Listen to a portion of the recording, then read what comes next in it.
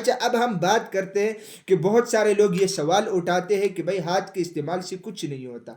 بھائی اگر کچھ نہیں ہوتا تو پھر اتنے سارے لوگ پریشان کیوں ہیں؟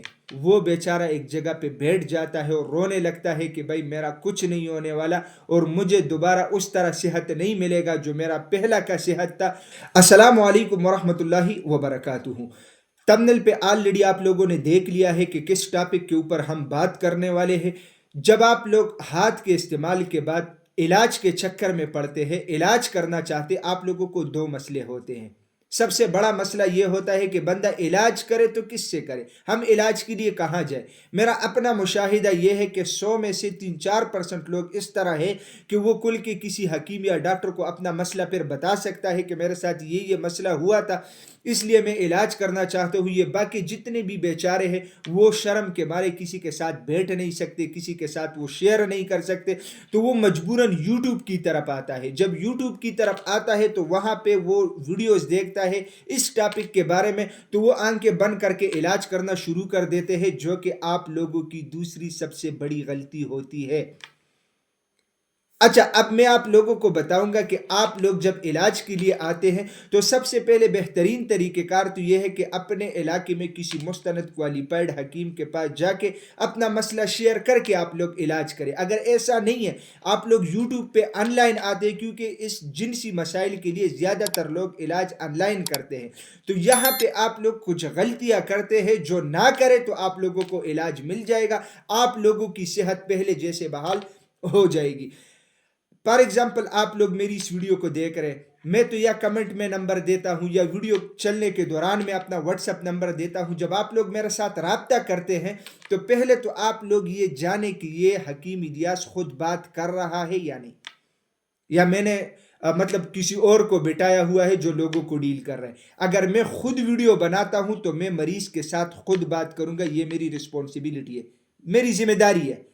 اس طرح نہیں ہے کہ بھائی میں اپنے سے زیادہ جو ہے نا قابل بندے کو بٹا لوں لیکن اس کے اوپر کسی کو یقین نہیں ہوتا. یقین اس بندے کے اوپر ہوتا ہے جو پیس دکھا کے ویڈیو بناتا ہے.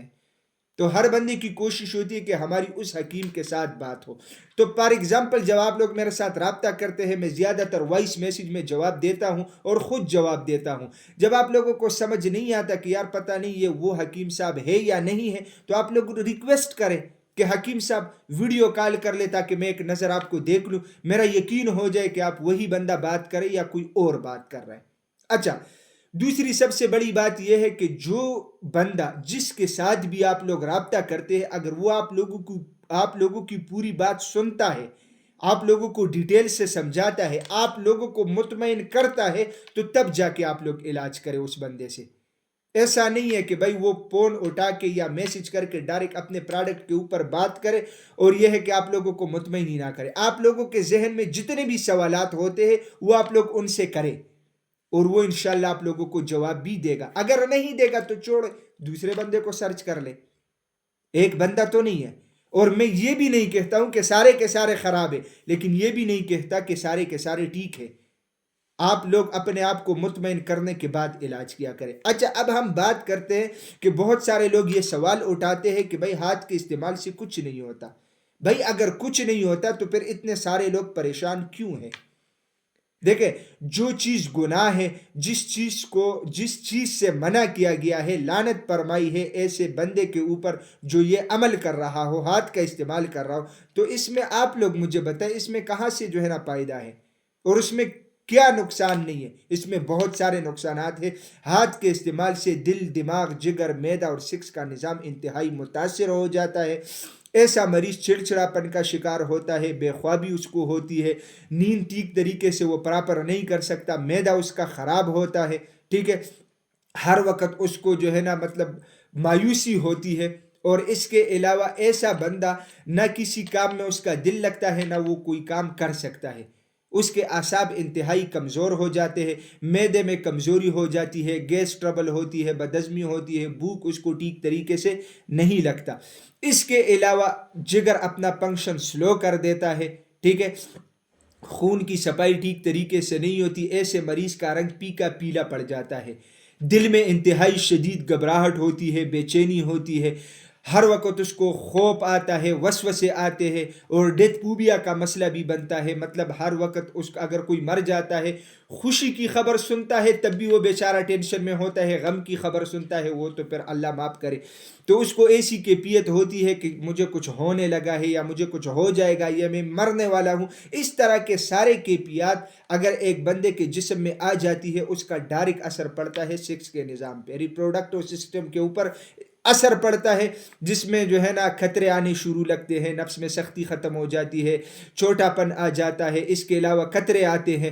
ٹھیک ہے، تو اس طرح مریض جب یہ سارے چیزیں اس کے جسم میں آتے ہیں، وہ بیچارہ ایک جگہ پہ بیٹھ جاتا ہے اور رونے لگتا ہے کہ بھائی میرا کچھ نہیں ہونے والا، اور مجھے دوبارہ اس طرح صحت نہیں ملے گا جو میرا پہلا کا صحت تھا، اور انتہائی مایوسی کے عالم میں وہ اپنی زندگی گزارتا ہے. میرا مشورہ یہ ہے کہ آپ لوگ کسی بھی کوالیفائڈ مستند حکیم سے آپ لوگ اپنا علاج کر لیں، انشاءاللہ اللہ کے فضل و کرم سے آپ لوگ دوبارہ صحت کی طرف آئیں گے.